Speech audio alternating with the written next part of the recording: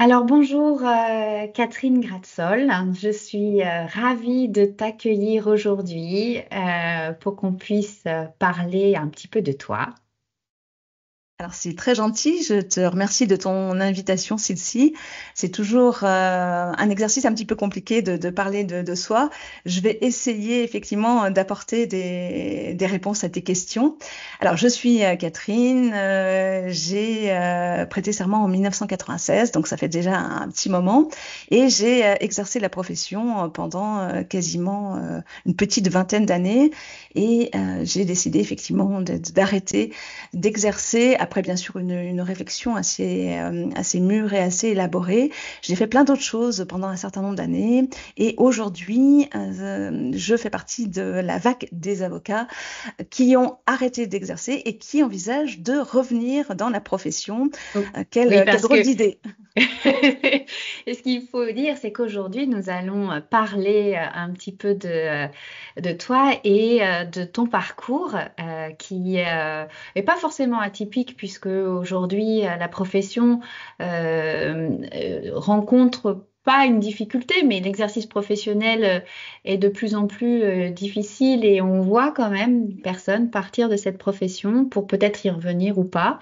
Et j'étais très intéressée de discuter avec toi pour comprendre ce parcours et comprendre ce qui t'a amené à exercer professionnellement, à quitter cette profession, parce que bon, personnellement, ma profession, c'est ma passion, donc je ne sais pas comment je ferais.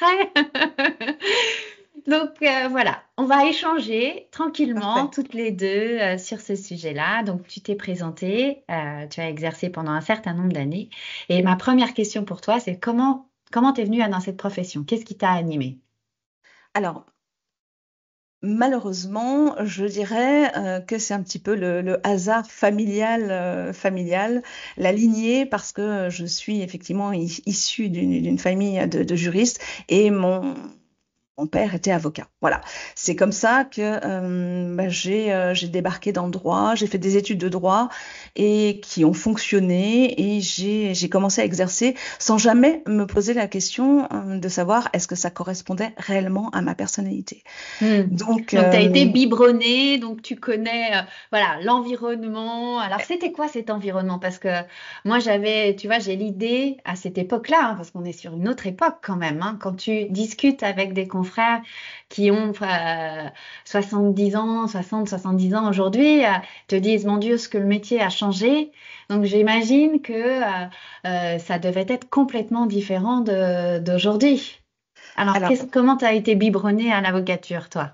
Alors moi, je me souviens d'un père qui était ultra busy, c'est-à-dire qu'il était jamais là, il courait à droite à gauche entre toutes les réunions, il rentrait tard le soir, il cumulait diverses activités et diverses responsabilités, mais d'un avocat et d'un père qui était heureux. C'est-à-dire qu'à l'époque, c'était effectivement les années 80 et les avocats à cette période-là, c'était un exercice qui était ultra.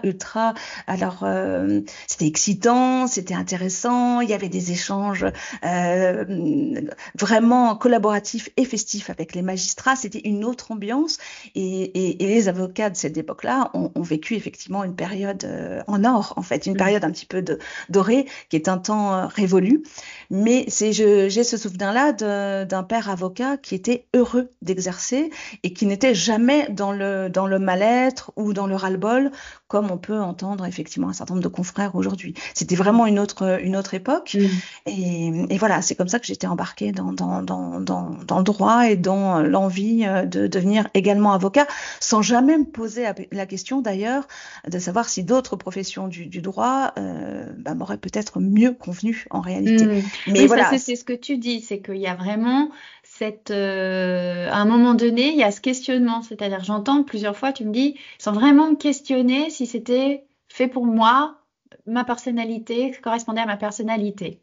Alors, est-ce que tu peux m'en dire un petit peu plus? Parce que je suppose que bah, tu as fait tes études, tu es rentré, tu as fait le concours, premier exercice professionnel. Comment ça s'est passé d'ailleurs, ton premier exercice professionnel? alors j'ai démarré en fait À Montréal, au Québec. C'est-à-dire que moi, j'avais, voilà, au cours de mes études, je n'ai pas fait de parcours Erasmus et j'avais l'envie de bouger. D'ailleurs, cette envie qui ne m'a jamais quittée. Et je me suis dit, bah, où est-ce que je peux démarrer? Alors déjà, pendant l'année de formation à l'école des avocats, j'ai demandé à faire mon stage à l'étranger. J'étais une des seules à avoir fait cette demande-là. Donc, je suis partie à Montréal, au Québec. J'ai adoré. Et Ah, tu ensuite, m'étonnes. Et ensuite, après avoir prêté serment, je suis repartie à Montréal. Et voilà, j'ai passé, alors, pas une petite année, en fait, concrètement, à Montréal. Et ça a été juste incroyable parce que les avocats montréalais m'ont appris énormément. M'ont appris, ça a été vraiment des enseignements fondateurs dans la manière dont j'allais exercer et notamment alors c'est un gros cabinet hein, à Montréal et la manière dont on doit respecter dans un cabinet du plus petit au plus grand. C'est-à-dire que chacun des acteurs du cabinet, de la secrétaire à l'agent d'accueil au senior, on devait effectivement tout respecter à chacun et donner à chacun le même niveau. Un cabinet d'avocats fonctionne et réussit parce qu'on y contribue tous. Et c'est totalement à l'opposé. À l'époque, j'espère que les choses se sont améliorées en France, un petit peu à l'opposé des modes de raisonnement des avocats français qui effectivement ont toujours eu l'habitude à une certaine période de s'adresser plus ou moins un petit peu de manière directive à leurs assistantes et collaborateurs. Donc, on est plutôt sur un modèle économique horizontal là-bas, alors que nous, dans notre bonne société française, qui est quand même bien ancrée bien partout, on est sur une bonne verticalité. Exactement. Voilà. Et il y a un certain nombre, effectivement, il y a un certain nombre d'avocats québécois qui avaient fait des stages en cabinet d'avocats à Paris et qui avaient été outrés, en fait, qui m'avaient expliqué combien ils avaient été outrés de la manière dont les avocats parlaient à l'époque à leurs collaborateurs ou secrétaires. Donc voilà, j'imagine que les choses ont beaucoup évolué aujourd'hui, que c'est plus le cas ou c'est moins le cas, je l'espère du moins. Mais voilà, moi je suis revenue avec cette humilité-là en disant un cabinet d'avocats fonctionne parce que tout le monde y contribue et toujours s'adresser courtoisement, même quand il y a la pression et la pire, toujours effectivement respecter les personnes avec lesquelles on travaille. Les secrétaires, avocats, juristes, enfin bon, voilà. Et ça c'est vraiment un travail de tous les jours, parce que c'est pas simple quand on est sous pression, voilà, quand on rentre d'audience, d'une journée infernale, de déplacement, qu'il y a un truc qui va pas, et ben c'est vrai qu'on peut avoir tendance parfois à s'emporter un petit peu, et ça c'est quelque chose qui m'a toujours marqué par rapport à mon début d'exercice. Voilà. Ensuite, j'ai continué à exercer à Paris et puis la question fatidique s'est posée, c'est-à-dire que mon père a intégré la magistrature en me disant bah voilà, je laisse mon cabinet, tu es libre de revenir en province, prendre ma suite ou pas, tu fais exactement comme tu le souhaites. Il ne m'a pas du tout donné d'injonction par rapport à ça, mais je me suis dit c'est une belle opportunité, donc j'ai quitté Paris et je suis revenue en province pour lui succéder, voilà, tout simplement, quand il a quitté l'Europe pour intégrer la magistrature. Et donc du coup, tu avais quel âge? J'avais une petite trentaine d'années, 30 ans à peu près. Voilà. Ok. Donc, quelques années d'exercice en qualité de collaborateur, je suppose que tu as travaillé Alors, au non, j'ai départ. démarré. Du coup, effectivement, comme il il nous a cédé sa clientèle, donc j'ai repris immédiatement le cabinet avec un associé qui était son collaborateur et on a démarré à deux associés pour reprendre cette clientèle et ce cabinet qui effectivement était un beau cabinet. Un beau cabinet.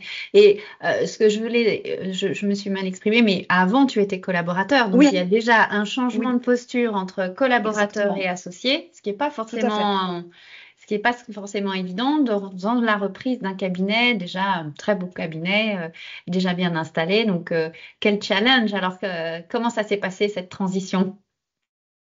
Ça s'est passé, je me suis retrouvée propulsée, moi, avec beaucoup de responsabilités et surtout avec toute la partie qu'on maîtrise le moins quand on est avocat. C'est-à-dire qu'on apprend le droit, mais on n'apprend pas effectivement à être chef d'entreprise, manager, etc. Enfin voilà, non, ça n'a pas toujours été simple.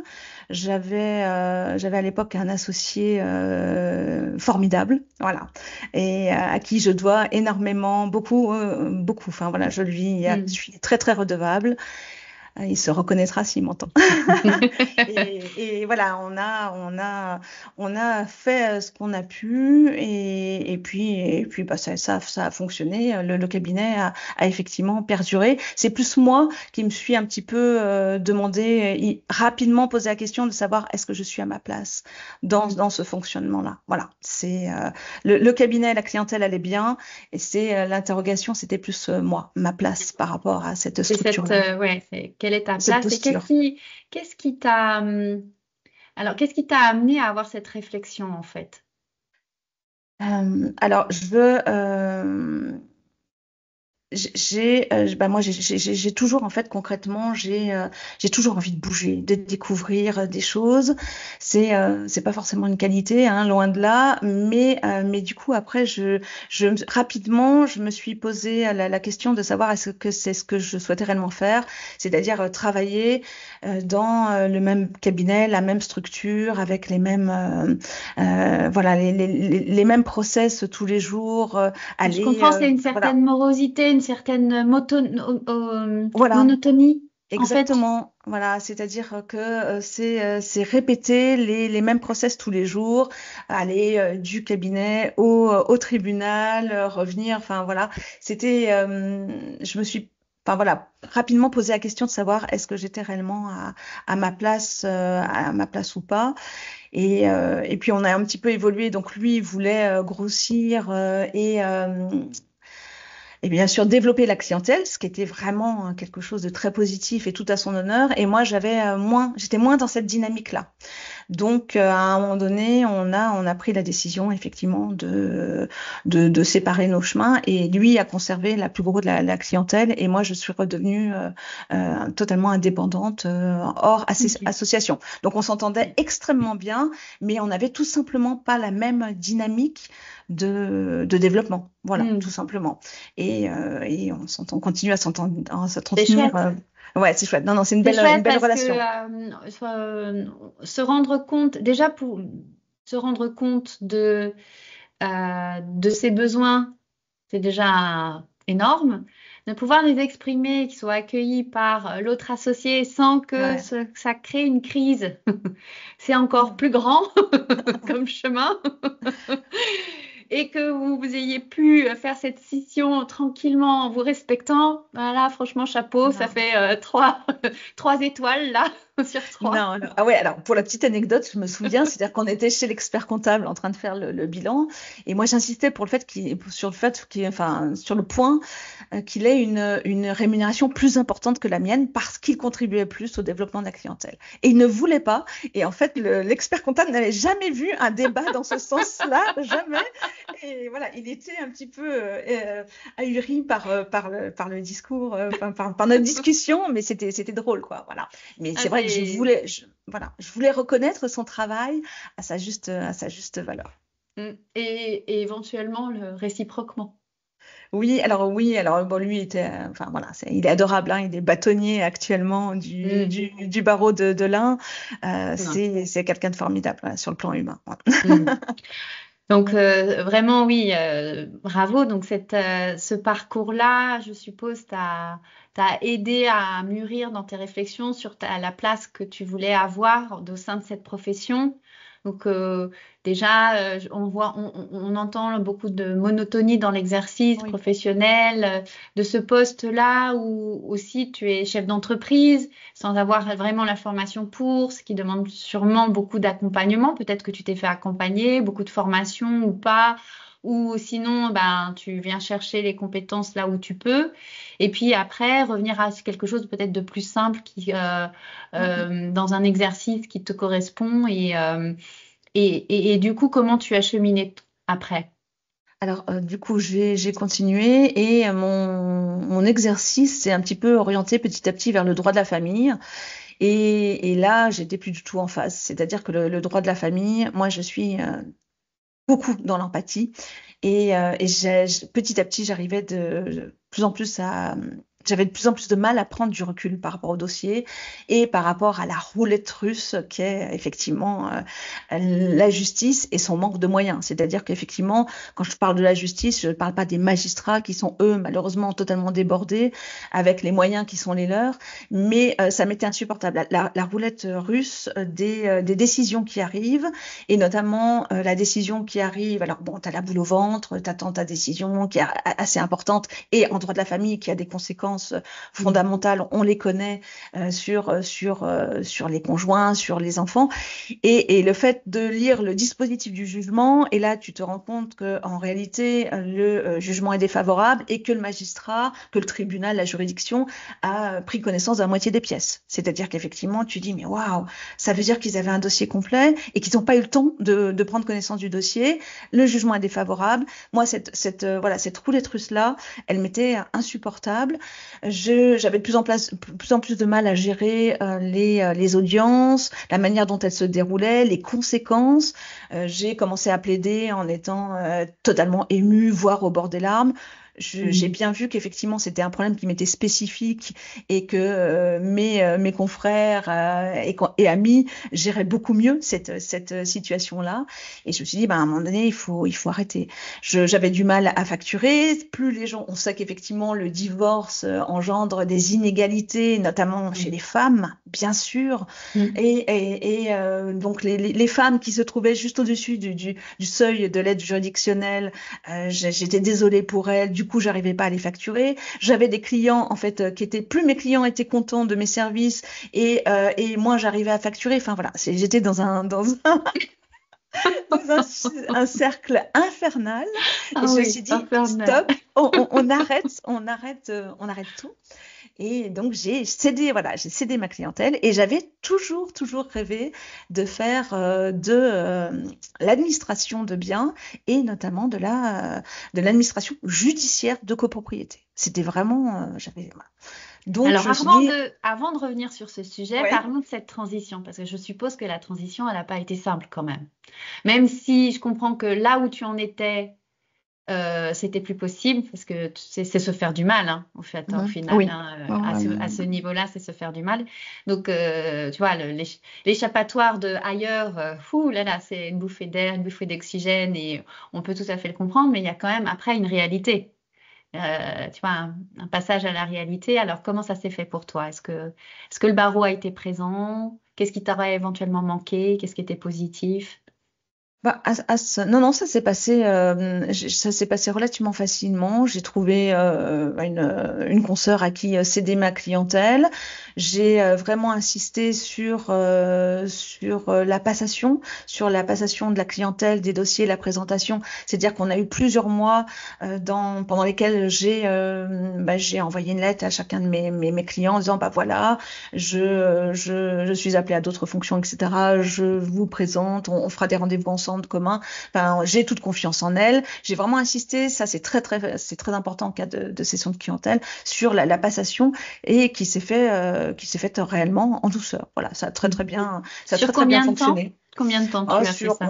Je dirais 4-5 mois. 4-5 mois. Voilà, 4-5 mois d'accompagnement sur mes clients et sur les dossiers, et ça s'est fait sans aucun problème. Voilà. Ok. Donc après, tu as trouvé, donc je comprends, un poste rapidement en tant qu'administrateur judiciaire de biens?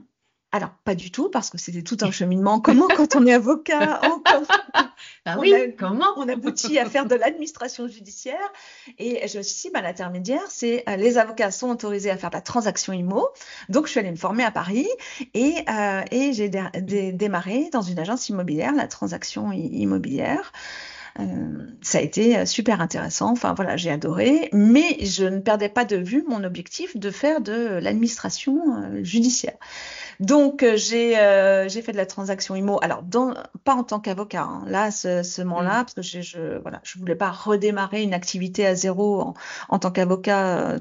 Surtout qu'on en était vraiment il y a 10 ans, on en était vraiment au début de la transaction Oui, on IMO, était au début, oui. de l'activité accessoire Non, tu t'es transaction fait IMO. complètement au maître de la profession. Voilà. Mm. Oui, oui, absolument. J'ai demandé l'omission du barreau, totalement omise. Donc j'ai eu cette période moi j'appelle ça de formation de la matière immobilière, parce Mhm. qu'effectivement, pour être administrateur de biens, il faut connaître le terrain. Et j'ai fait ça pendant une petite année. Et au bout d'un an, j'ai vu une annonce dans une régie, hein, ce qu'on appelle une régie dans la région lyonnaise, mais chez un syndic, Mhm. qui recherchait effectivement un gestionnaire copro. Et j'ai eu un entretien, j'ai démarré 2 jours après. Voilà, en Ouais. gestionnaire copro, syndic, sans en avoir jamais fait. Allez. Donc ça, voilà, troisième étape de ma vie professionnelle. Me voilà propulsée gestionnaire de copropriété. Et j'ai découvert enfin vraiment, ça a été une révélation. Moi qui n'avais jamais eu d'appétence particulière pour le droit, que le droit de la copropriété était quelque chose de fabuleux, formidable. Voilà, je suis une passionnée du droit de la copropriété, mais vraiment une passionnée. J'adore ça. Et ça a été la révélation. Je me suis mise pour la première fois de ma vie, à apprécier le droit Mm. et à ce qu'il impliquait sur la vie concrète des gens. Voilà. Mhm. Donc ça a été des moments intenses, parce que bon, bien sûr, en matière juridique, bah, ça va, j'arrivais à m'en sortir. Sur le plan comptable, j'avais un peu plus de choses à apprendre et d'apprentissage à mettre en place. Mais ça s'est très bien passé. Le portefeuille n'était pas forcément simple à gérer, et j'ai eu un super contact avec les copropriétaires, avec les membres des conseils syndicaux. Enfin voilà, top. Mm. Une, Donc à la fois l'expertise juridique oui, qui t'a passionné, mais quand même avec le côté humain et les relations humaines que je suppose qui te tient à cœur quand même dans ce genre de métier, et donc qui était beaucoup plus facile peut-être à gérer. exactement, exactement. Et puis surtout, bah, c'est le juste équilibre, en fait, entre justement la théorie, le droit et le terrain. Le terrain, la relation humaine, et le terrain, la technique. La Mais, technique. mais effectivement, en réalité, c'est exactement le même métier. C'est-à-dire que les gens me disaient, mais oh là, t'es avocat, t'es devenu gestionnaire de copro, c'est un peu curieux. Et j'expliquais que non, j'explique encore que c'est exactement le même métier. C'est-à-dire qu'on a les mêmes contraintes, la même pression, sauf qu'il n'y a pas les audiences, les assemblées générales. Mais voilà, c'est deux choses un petit peu qui sont similaires. On Mm. retrouve exactement les mêmes contraintes. Et Mm. voilà. Donc Donc t'étais pas perdu dans ce domaine-là, tu vois, en non, fait. non. Alors bien sûr, Et sur le plan comptable, oui, sur tu il y a apprends des d'autres choses, mais en fait, c'est chouette parce que ça te permettait aussi de toucher d'autres points, de te challenger exactement. un peu. Et du coup, là, aujourd'hui, tu en es où? Alors, ensuite, j'ai poursuivi jusqu'à trouver effectivement une annonce d'un administrateur judiciaire qui cherchait une collaboratrice. Et donc, j'ai démarré en tant que collaborateur d'un administrateur judiciaire pour faire de l'administration judiciaire de copropriété, ce que j'avais toujours voulu faire. Et c'est ça, voilà, j'ai adoré ça. C'était une période extrêmement, en plus. Bon, voilà, j'ai démarré en 2020, période Covid. Enfin, c'était un Oui, petit période peu Covid. compliqué, Mm. mais là encore, j'ai retrouvé moi ce qui me passionnait dans ma relation professionnelle aux autres, c'est-à-dire Mm. les relations humaines, le terrain et le droit. Mais c'est là où effectivement j'ai de nouveau commencé à réfléchir. Je me suis rendu compte, j'avais déjà ce sentiment-là depuis pas mal de temps, mais là ça a été particulièrement le cas dans ce poste-là. Je me suis rendu compte que quand on était avocat, on restait toujours avocat. C'est-à-dire avocat un jour, Avocat toujours. avocat toujours. Mais c'est quelque chose que je n'avais pas du tout anticipé. Mm. C'est-à-dire que notre manière de penser, notre méthodologie fait qu'on est... parfois, c'est un petit peu compliqué à gérer pour les autres professions et les autres professionnels avec lesquels on travaille. Et puis notre déontologie, notre Alors, éthique. exactement, la déontologie. Voilà, voilà. Alors, oui, oui, oui, non, exactement. La Et ouais, déontologie, et je bah, n'en parle même pas. Ouais. c'est-à-dire que on est quand même façonné. Nous sommes auxiliaires de justice avant tout. Alors c'est bien hein, le terrain, le droit, tout le monde hein, fait du conseil. Tout le monde pourrait être considéré qu'ils font du conseil, fait du conseil, manie la règle de droit peut-être mieux que certains avocats, je ne sais pas, sont des as dans la relation humaine, sont sur le terrain et acteurs. Mais il y a quand même une différence cruciale dans notre façon d'être, c'est cette déontologie qui nous caractérise, c'est cette éthique professionnelle qui fait qu'à un moment donné, on sait aussi prendre des voix pour le compte des justiciables, pour le compte des gens, et ce, contre vents et marées. Et voilà. Et Non, là, c'est c'est le hic. exactement ça. Non, c'est exactement ça. Et faut dire ce qui est, c'est-à-dire on est perçu comme pénible, hein, pénible, casse-bonbon, trop rigoureux, enfin par de nombreux autres professionnels et par nos entourages. Je veux dire, je sais Mm. pas, pour les avocats qui ont des conjoints qui ne sont pas avocats, c'est l'enfer. Voilà, on devrait remettre des prix Oui, remettre des médailles, mais c'est sûr. Moi, je serais d'accord avec ça, hein. On devrait remettre des médailles aux conjoints Je veux dire, d'avocats. voilà, on a parfois, enfin, c'est vrai, nos conjoints nous regardent, ils sont stupéfaits en se disant, mais tu t'adresses à qui, quoi? Là, tu vas pas me mettre en demeure de faire, de débarrasser de la vaisselle. Donc, non, non, voilà, je le dis, bien sûr, je grossis le trait, j'exagère, mais oui, oui, on a cette, effectivement, la déontologie, j'avais moins réfléchi sur ce point-là, mais c'est tellement vrai maintenant, et que tu dis, c'est tellement vrai, on a quand même une méthodologie, voilà, des process, des raisonnements qui Un sont savoir-être ouais, ouais. aussi, tu vois, une identité qui nous caractérise, qui fait que ben, on est capable, face à une situation injuste ou vraiment très complexe, d'être présent, quoi, d'être là et de dire non et de s'imposer et de s'opposer. Donc ça peut devenir compliqué. Et c'est ce qui t'a amené du coup à avoir cette réflexion de et si je revenais? Exactement. C'est-à-dire qu'à un moment donné, je me suis dit, en gros, parce que voilà, dans ma manière d'exercer comme tout avocat, j'envisage le pire. C'est vraiment, voilà, on sait qu'on a cette déformation-là parce que c'est notre de métier Mm. d'envisager le pire pour le gérer, pour l'anticiper, pour le conventionner. C'est vraiment de manière innée, je dirais, on fait ça. Et je me suis dit, mais si effectivement je suis casse-bonbon pour l'ensemble des professionnels qui bossent avec moi, parce qu'effectivement, on me disait, mais arrête de penser au pire, mais arrête de penser à ça, mais non, tu vas trop loin, etc. Et malheureusement, je dirais que la réalité m'a donné raison sur certaines choses que j'avais Mm. pressenties. Et je me suis dit, voilà, finalement, si on est avocat un jour, avocat toujours, il faut que je revienne dans la profession parce que c'est là, c'est mon corps professionnel, c'est là où je me sens bien. Et c'est vrai que bien sûr, j'ai gardé tous mes amis avocats, je suis toujours en contact avec les avocats et c'est ma famille. C'est-à-dire Mm. qu'effectivement, quand je discute, quand on discute entre nous, on est sur la même longueur d'onde, on se Oui. comprend. Voilà. Mais ça, c'est quelque chose qu'on n'anticipe pas. C'est-à-dire que quand on quitte la profession, est-ce qu'on sait que ça va être, cet ancrage va être aussi important et aussi déterminant dans la suite de nos carrières professionnelles? Je ne sais pas. Voilà, c'est quelque Mm. chose que moi, j'avais pas anticipé. Mm. En tout cas, ça, c'est ce qui s'est passé pour toi. Et du coup, qu'est-ce que tu vas faire alors? Est-ce que tu sais? Alors moi j'ai plusieurs pistes de développement professionnel et notamment la loi dit très clairement que l'avocat est autorisé à avoir une activité de syndic. Oui.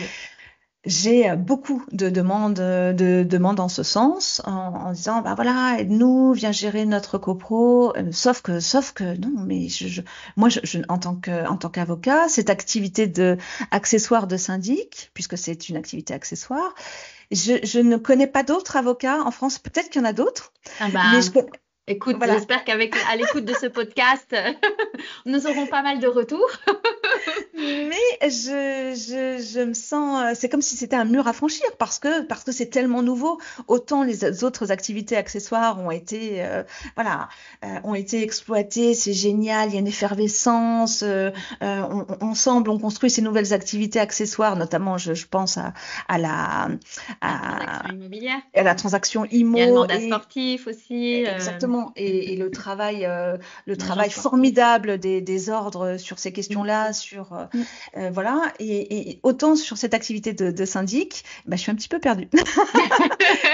Et les avocats auxquels j'en parle me disent, mais non, de toute façon, soit on est avocat, on fait du contentieux, mais on peut pas être les deux. Voilà. Mm. Donc, bah, Oui. voilà, je suis en recherche d'élaboration d'un modèle et avec des questions très basiques. C'est-à-dire qu'effectivement, par exemple, en droit de la copro, le contrat de syndic type est obligatoire.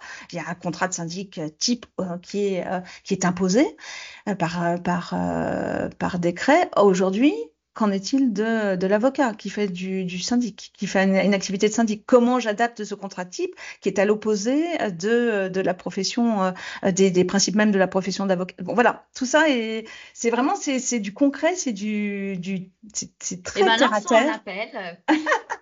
Oui, Si oui, vous s'il êtes vous plaît, avocat, s'il vous plaît, les lançons cet avocats qui ont appel. cette activité, Venez c'est nous dire comment vous exactement. exercez cette activité accessoire de syndic, si vous l'avez développée et comment. Ou si Ouais. vous êtes en réflexion, rejoignez Catherine Ouais, c'est exactement ça. pour pouvoir penser, réfléchir et développer cette merveilleuse activité, en effet, qui nous est offerte, Ouais. d'explorer d'autres Il y a chemins. une réelle, et effectivement, il y a une réelle demande. C'est-à-dire que il ne s'agit pas de venir remplacer les syndics qui sont formidables et qui font un travail formidable, mais voilà, il y a aussi un créneau à Des prendre sur, connexions, oui, d'un ouais, c'est marché à bien, développer pour exactement. pouvoir étoffer nos compétences.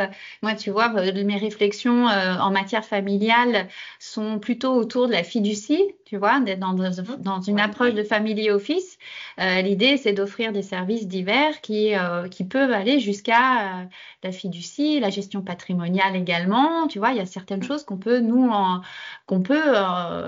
tout à sûr. fait faire et c'est très riche en fait pour nos clients. C'est apporter une casquette d'expertise et différenciante. Bon, forcément, c'est engageant, mais en tout cas, voilà, on a d'autres pans de développement de nos activités. Exactement. Explorons-les et comme on a pu explorer sur d'autres aspects. On a eu du mal à ouvrir ces champs-là. Soyons présents.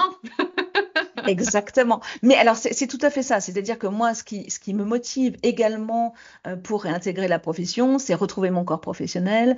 Mais c'est également la période de novation, de bouleversement technologique que Mm. connaît la profession. C'est génial. C'est-à-dire qu'il y a 10 ans, quand je suis partie, c'était la période de la blogosphère. Je ne sais pas si les anciens se souviennent de la blogosphère qui avait été créée par le CNB. C'était génial. Alors, il y a les avocats novateurs qui s'étaient engouffrés dans le truc et les autres qui disaient, mais c'est n'importe quoi, déjà c'est impossible, c'est illégal, on peut pas faire de la publicité, non, non, non, et puis voilà, puis il est totalement ridicule. Enfin, c'était ce débat-là il y a 10 ans, et aujourd'hui, je reviens 10 ans après, c'est fabuleux.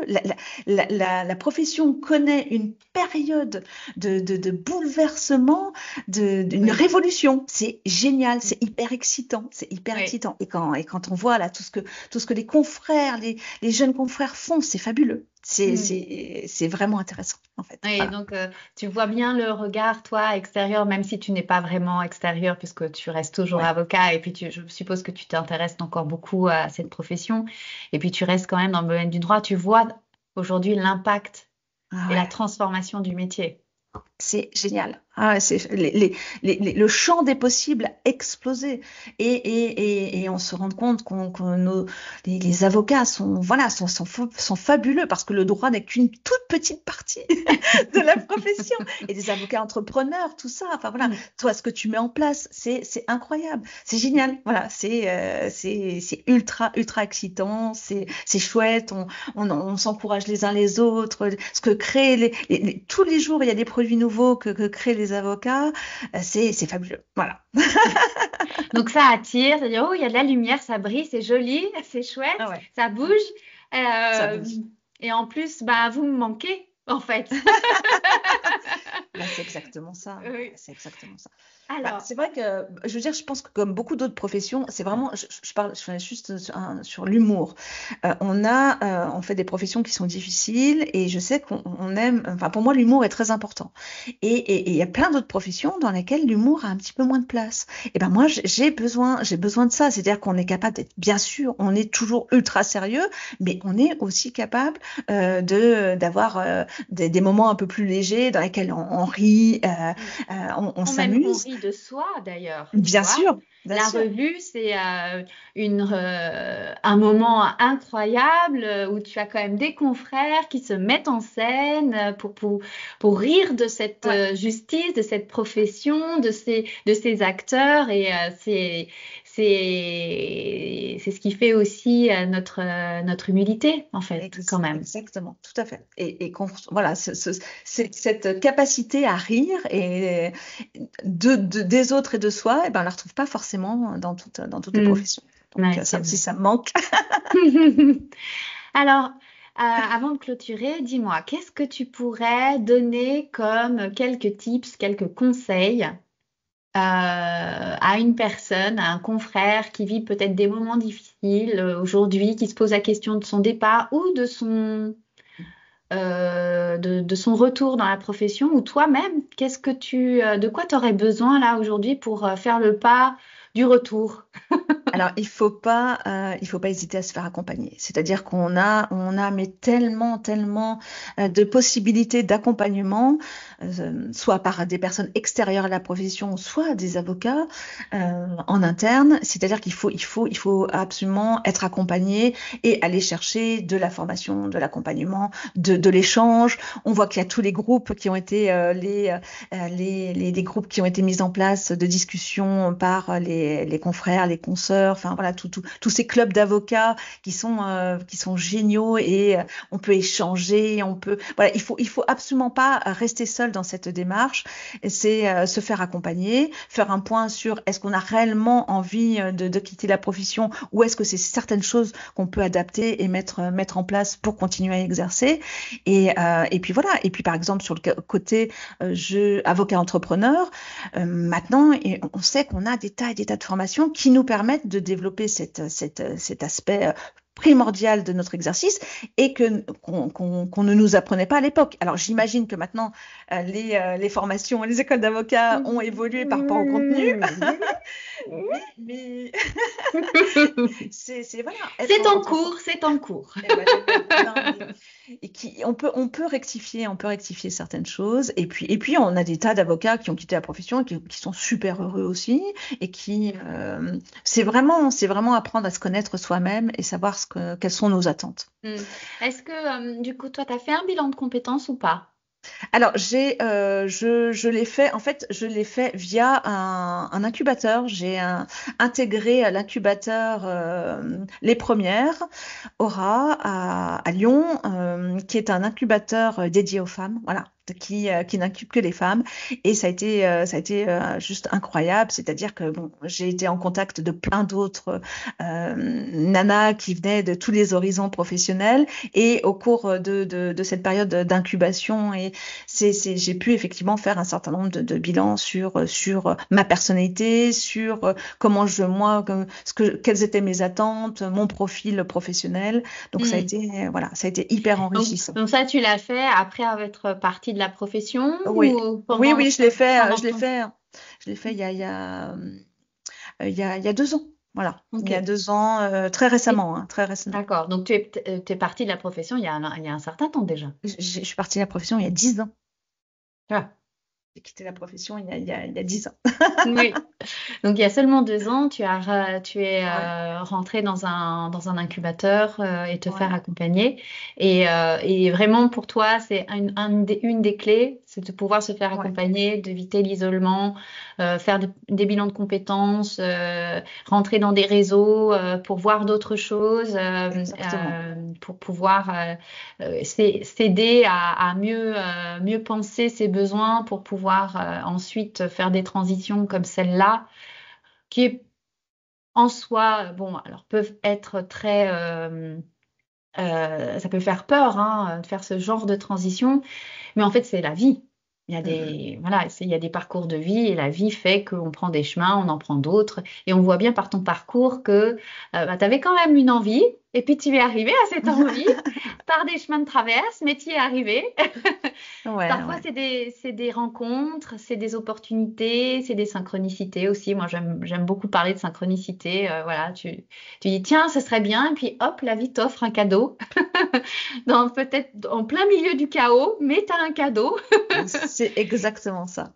C'est exactement Et ça. c'est bien je pense que le message peut-être moi que j'aimerais passer avec toi, et je pense que tu confirmeras, c'est que du chaos naît aussi le changement. Donc même si ça peut être vécu de manière difficile, il y a toujours quelque chose à apprendre et à d'autres voies à prendre qu'on n'aurait pas prises s'il n'y avait pas eu le chaos.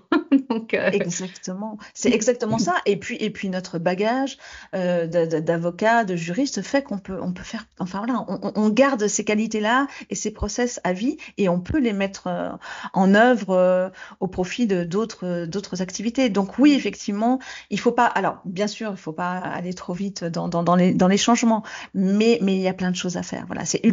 ultra positif. Et puis ne pas rester seul. Alors ça, c'est bien sûr le discours qu'on a toujours, mais c'est tellement important. C'est-à-dire que moi, je suis beaucoup sur LinkedIn et sur LinkedIn, j'ai rencontré mais tellement des personnalités, mais formidables, formidables. Mm, J'ai échangé avec des tas de gens et à des moments où on est dans le doute total, c'est mm, tellement important d'aller chercher d'autres compétences, d'autres professionnels, de la chaleur, des avocats, des ex-avocats, des psys, enfin voilà, c'est génial. Enfin, vraiment, mm, c'est aller chercher du soutien, de l'échange. On voit bien que dès qu'on discute un petit peu, bah, tout paraît moins grave en fait. En mm, réalité, c'est ça. Et quand on est totalement perdu dans son exercice parce qu'on est épuisé, eh ben, il faut échanger, mm. effectivement.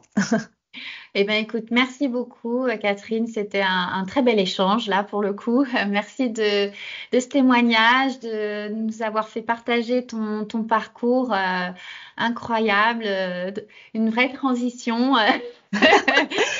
Merci à toi d'avoir pris le temps d'écouter mes réponses. Je parle très vite. Voilà, je suis désolée, Oh mais non, non, écoute, je pense que ça ne gênera absolument pas. Donc, tout va bien. merci à toi. Et puis les avocats syndics, contactez-moi. Oui. Bon, c'est un appel. À très bientôt. Au À revoir, très Cécile. bientôt. Merci, au revoir. Merci. Au revoir.